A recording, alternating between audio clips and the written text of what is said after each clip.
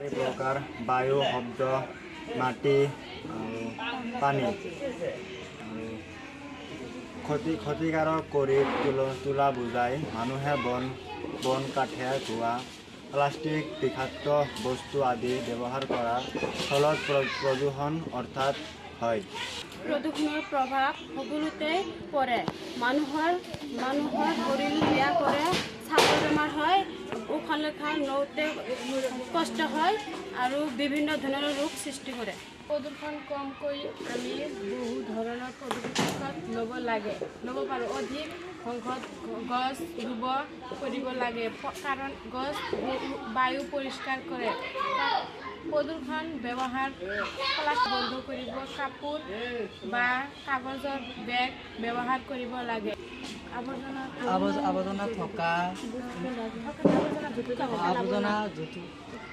আৱৰ্জনা য'তে ত'তে পেলাব নালাগে আৰু প্লাষ্টিকৰ ব্যৱহাৰ কম কৰিব লাগে।